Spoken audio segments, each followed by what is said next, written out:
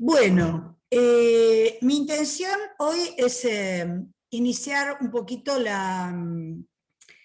el abordaje de la independencia del Río de la Plata, ¿no es cierto? Que va a ser un poco el tema central de nuestro trabajo y el tema central también del estudio de ustedes. Yo siempre digo que, bueno, que estos temas, nosotros vamos a ser profesores de historia argentina y claramente estos temas tienen que estar muy bien estudiados, muy bien aprendidos.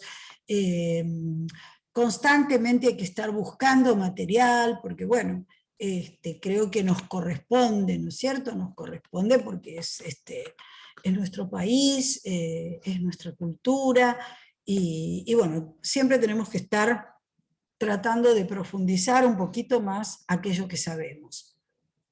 Como siempre, vamos a hacer, o tratar de hacer por lo menos un abordaje complejo, y entonces, como venimos haciendo ya desde hace unos 2 años, estamos abordando la trialéctica, ¿no?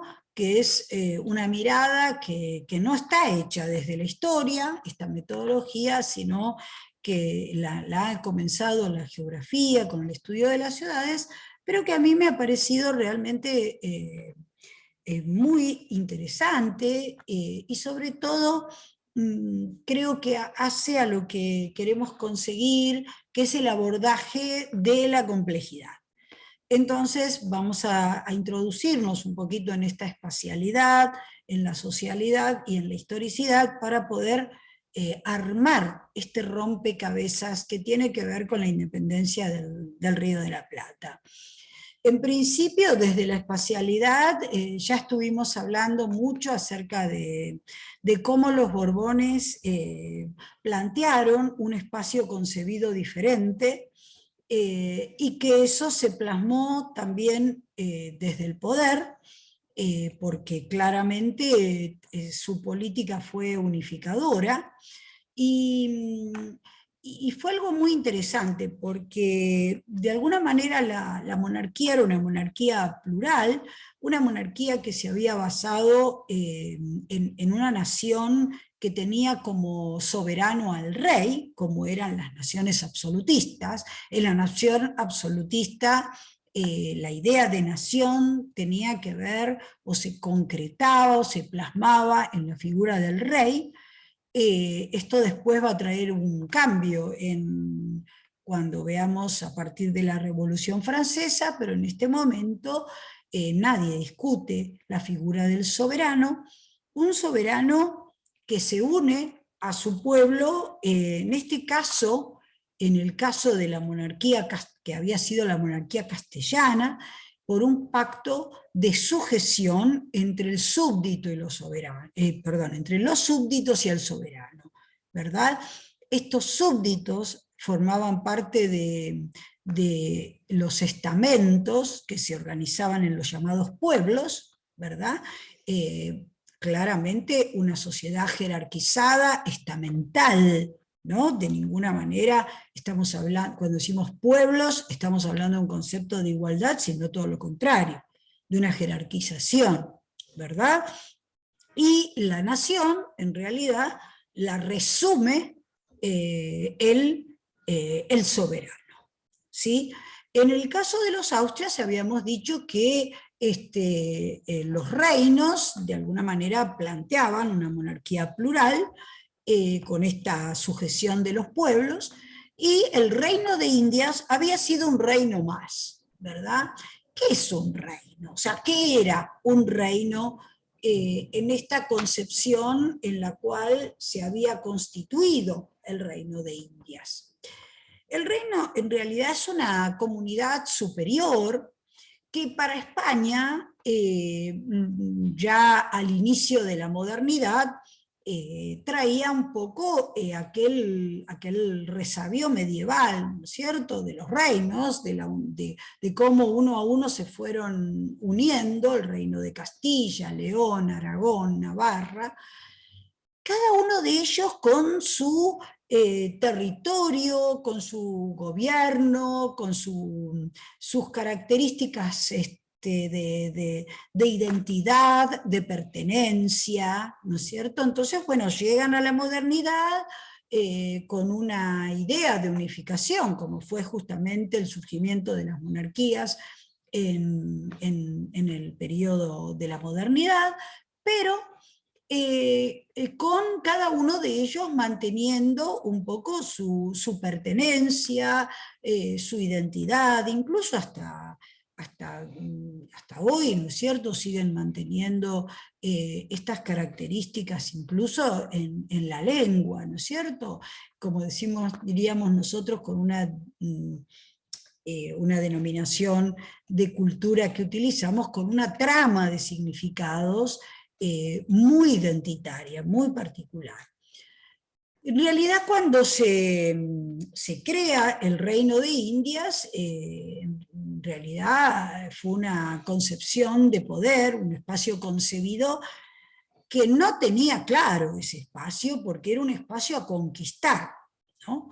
Entonces, en realidad, el espacio concebido era ese reino de Indias que había sido de alguna manera donado por el Papa, pero era un espacio que no tenía muy claros sus límites, ¿verdad? Porque justamente esos límites eran límites a ser conquistados, e incluso una vez que se apropiaron de esos espacios, tampoco se había conquistado todo. Entonces el espacio concebido y percibido como rey, o sea, el espacio concebido como reino de Indias, ¿sí?, en realidad no era exactamente, no coincidía con el espacio percibido. O sea, porque geográficamente era un espacio que no se conocía en su totalidad, que gran parte de ese espacio estaba ocupado por los pueblos originarios, ¿verdad? Algunos que habían sido dominados y sobre ellos se habían creado virreinatos, como vimos en el caso de los aztecas y de los incas, en el virreinato de Nueva España y del Perú. En otros habían constituido capitanías generales, es decir, en general habían sido de alguna manera incorporados, pero muchos de ellos seguían manteniendo sus características étnicas y otros espacios habían quedado afuera, ¿no? Espacios que curiosamente más adelante se va a hablar del desierto, ¿no? Como si este nombre incluyera todo aquel espacio que no había sido conquistado, pero que era un eufemismo, no era un desierto. Y después lo vamos a ver con más propiedad cuando veamos estas campañas, ¿no?, como la campaña de Rosas. Porque a la otra nosotros no llegamos por el tiempo que nosotros tenemos en nuestra materia. Pero un desierto que en realidad sabemos que no fue tal, pero que implicaba la diferencia con aquellos territorios que habían sido incorporados a esta colonización. Por eso este reino de Indias era un reino profundamente diverso, ¿no? No tenía estas particularidades de los reinos peninsulares, ¿verdad? ¿Por qué nos interesa esto? Bueno, porque en la política que incorporan los Borbones es una política que tiene que ver fundamentalmente con la uniformidad de estos reinos, con una unificación de estos reinos. Ellos quieren tratarlos como colonias, pero no logran modificar ese estatus de reino, y tampoco va a ser aceptada esta nueva concepción del poder. Va a ser resistida, y lo vemos porque obviamente va a ser una presión arancelaria por un lado, una presión de algún modo burocrática, ¿no es cierto?, para centralizar aún más el control por los nuevos virreinatos en el siglo XVIII de Nueva Granada y del Río de la Plata, y por una institución que era una institución francesa, que son las intendencias, estas provincias que luego van a ser muy importantes en nuestro caso, porque bueno, van a ser el origen de las provincias, pero que van a ser resistidos en muchos aspectos porque eh, la dominación de los austrias había generado de algún modo una identidad que se relacionaba mucho más con la autonomía de estos pueblos, ¿no? que se resumían en las ciudades y cada una de estas ciudades en los cabildos. Recordemos que el cabildo era una institución puramente medieval que había surgido a la sombra de la Reconquista, un poco como bastión de las ciudades, para llevar adelante los avances de la frontera. El cabildo era el conqueyo, el consejo, por eso consejo deliberante que utilizamos hoy todavía en la municipalidad va con C, no con S, porque tiene que ver con concilio, conquilio, la asamblea. El cabildo era una asamblea que tenía que ver con la identidad de las ciudades, ¿sí? O sea que fíjense cómo esta organización va a, de alguna manera, perdurar y va a ser muy importante para lo que luego vamos a analizar de la época de la independencia, porque va a tener que ver con los que después se van a llamar soberanías originarias, ¿no? Estas ciudades que se sienten dueñas de ese territorio, ¿no? Que no es solo un espacio concebido por España, sino también es un espacio percibido por ellos, es decir, un límite que van a ir si bien esos límites son abiertos, son fluctuantes, de todos modos, ellos van a sostenerlos como propios y lo van a entender como un espacio vivido, ¿no? En algún momento Echeverría, ya en el siglo XIX, va a decir que para el correntino su patria es Corrientes, ¿no? La patria, y así para el cordobés lo mismo, es decir, la patria es el pago donde ellos viven, ¿no? ¿Cómo va a ser tan difícil construir la abstracción que luego lo vamos a ver y lo van a ver ustedes más adelante, no conmigo, pero lo van a ver más adelante con la construcción de la idea de nación, ¿no? Cómo para construir la idea de nación hay que vencer esta concepción del espacio vivido, de un espacio que no tiene tanto que ver con límites impuestos geográficos, sino más bien tiene que ver con valores, con relaciones con esos lugares, con esa idea del espacio vivido que nosotros hemos analizado con símbolos, con toda una vivencia que pasa por otro lugar.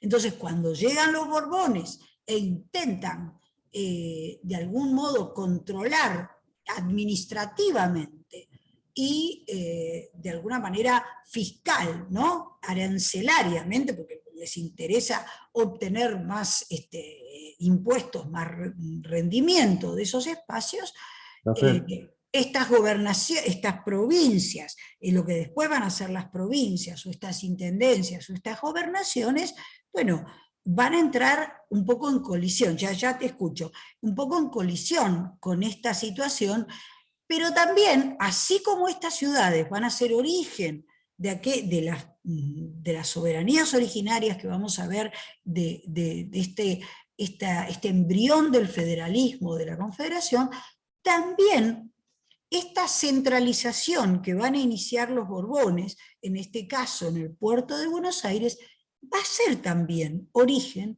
de esta mirada diferente, que es una mirada que tiene que ver con un gobierno central, y que va a tener que ver más adelante, porque en este momento no podemos hablar de estas palabras, de estos términos, con los unitarios. O sea que yo lo que quiero es que ustedes vayan viendo cómo esta espacialidad, que de alguna manera va a ser impuesta desde la metrópoli, como es lógico, porque estamos hablando, si bien es un reino, jurídicamente estamos hablando prácticamente de un tratamiento de colonia, estos espacios van a forjar identidades que después van a tener que ver con las políticas posteriores. Sí, no sé quién me quiere hablar. Yo, profe, toda esa reforma de descentralizar el poder, como estamos viendo, en general viene de un motivo económico muy general, que es que España mejore su posición económica a nivel internacional, porque hay otros que la compiten, como Gran Bretaña, por ejemplo. Sí, pero no solo es un aspecto económico, hay también un aspecto de característica de la monarquía. La monarquía borbónica venía con una tradición francesa de un absolutismo muy diferente a lo que había sido la tradición anterior de los Austrias.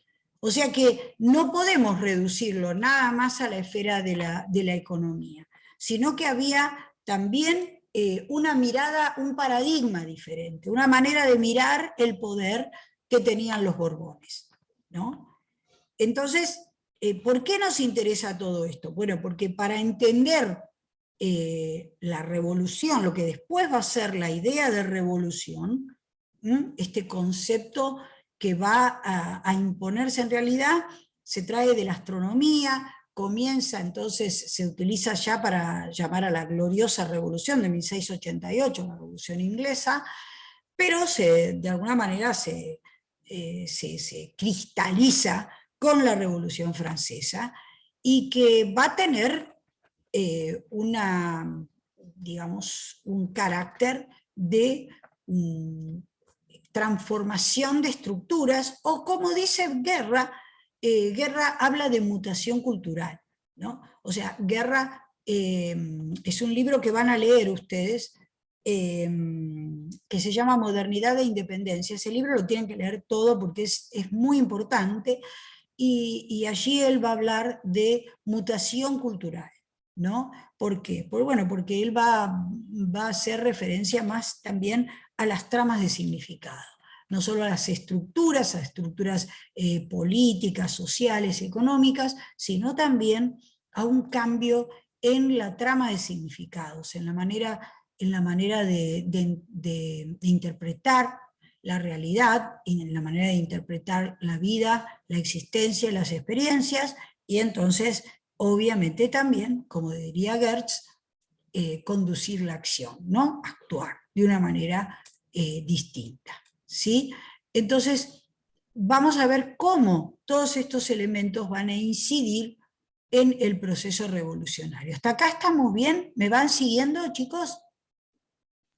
¿Sí? Sí, profe. ¿Bien? Una preguntita, Sí. más que nada, porque me queda así como la conquista del desierto.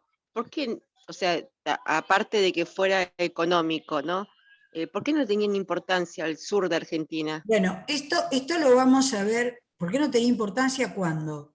¿Ahora, en este No, momento? pero por eso, porque es como que no avanzaron hacia No, el no, bueno, sur. porque se va avanzando, se van haciendo fortines, se van haciendo avanzadas, y porque claramente esa zona no era un desierto, por eso digo eufemísticamente un desierto, estaba ocupada por los pueblos originarios.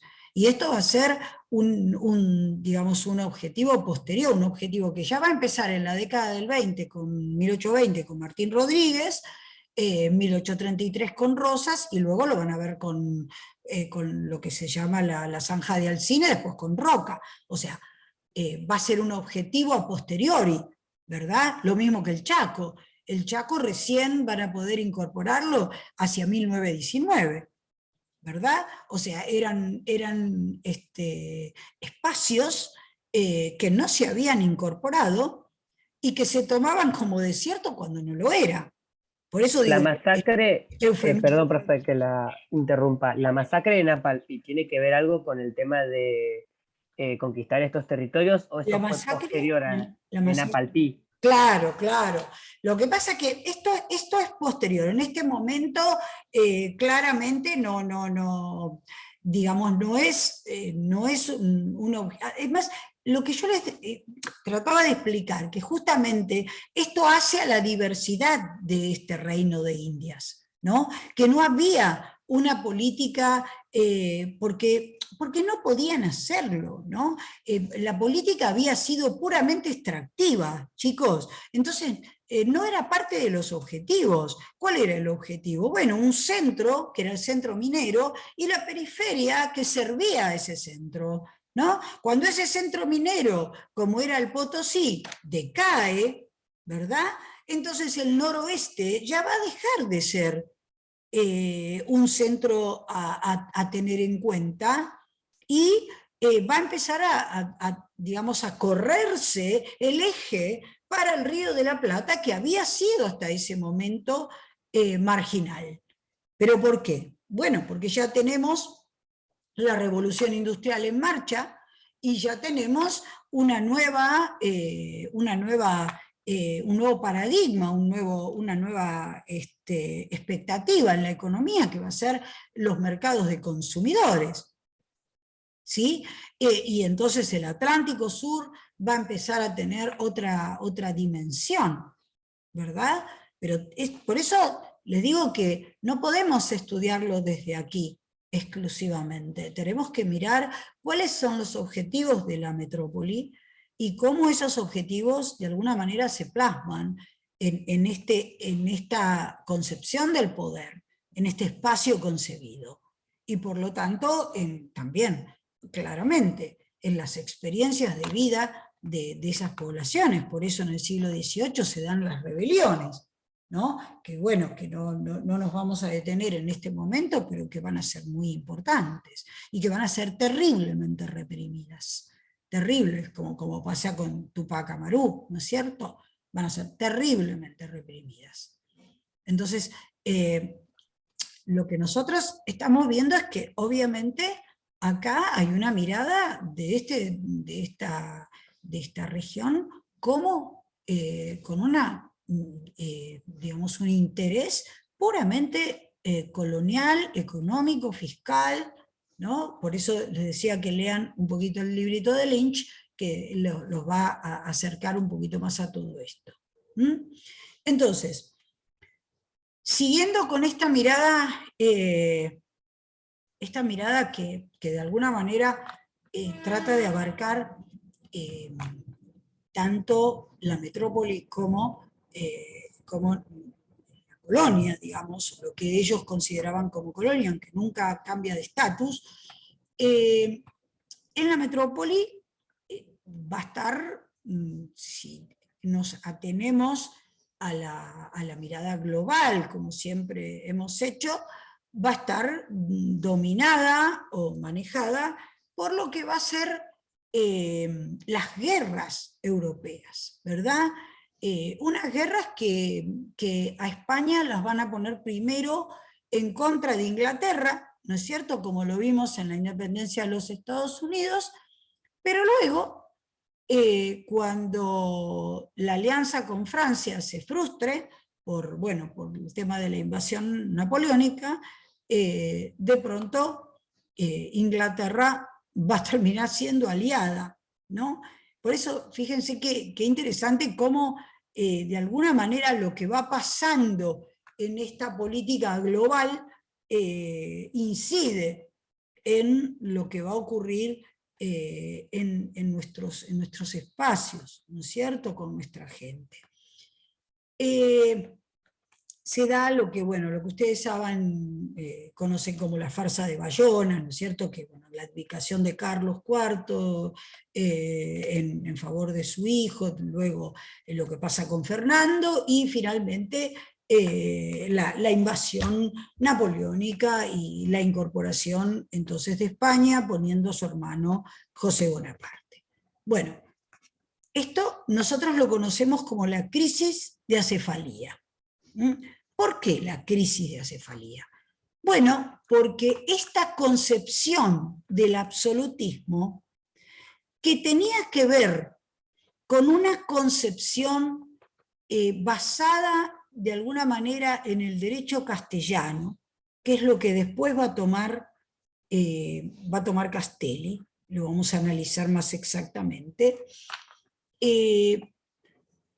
España estaba dividida, como yo les dije, en reinos, y estos reinos, la base de soberanía estaban estos pueblos, en esta soberanía estamental que la habían depositado en el rey.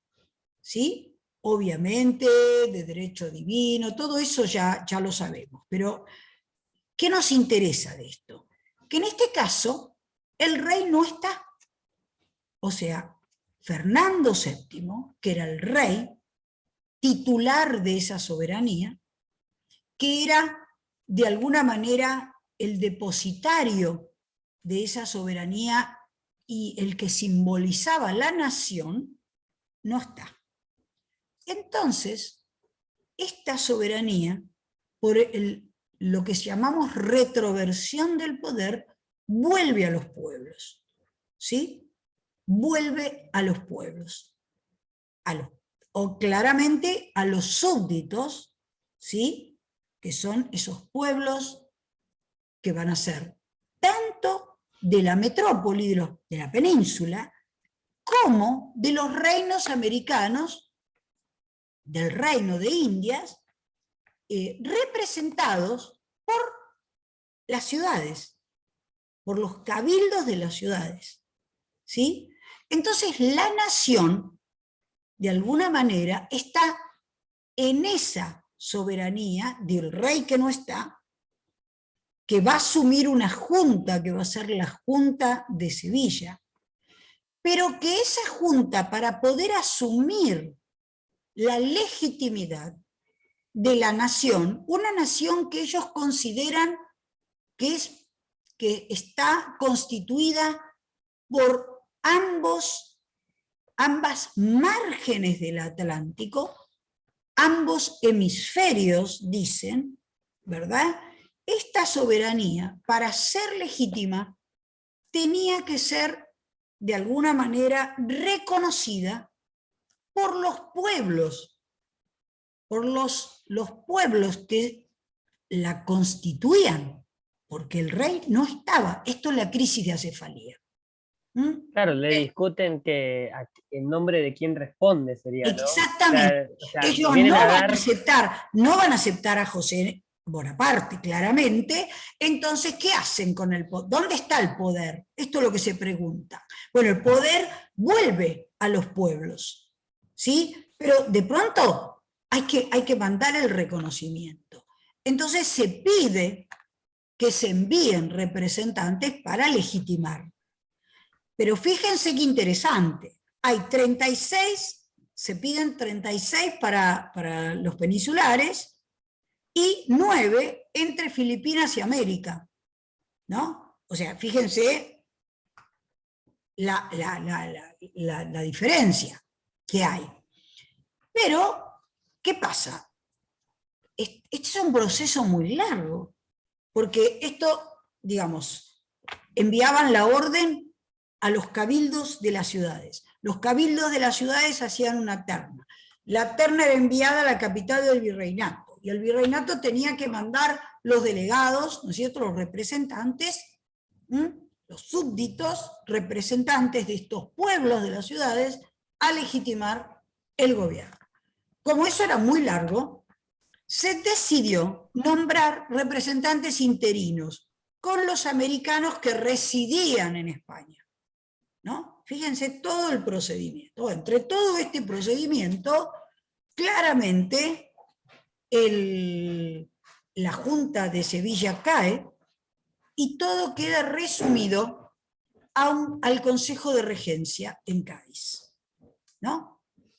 Pero ese Consejo de Regencia no tiene el valor que había tenido esa Junta. Entonces van a pedir la legitimación de ese Consejo de Regencia. los virreinatos de Perú, Nueva Granada y Nueva España van a enviar la legitimación. Montevideo también, pero no el Río de la Plata. No el Río de la Plata. Entonces aquí vamos a empezar a ver, ¿no?, cómo estas prácticas, esta historicidad, ¿no? Fíjense cómo se da todo, ¿no? Cómo se da explicamos la espacialidad, explicamos la socialidad, o sea, esta sociedad estamental, esta sociedad jerarquizada de los pueblos, no el pueblo. Esto tengámoslo muy claro, porque después vamos a ver bien la diferencia. Los pueblos están constituidos por los súbditos y son estamentales, ¿sí? Es una sociedad jerarquizada, una economía que dijimos que una estructura económica en pos de lo que necesita la metrópoli, ¿verdad? Entonces, estamos viendo todo esto.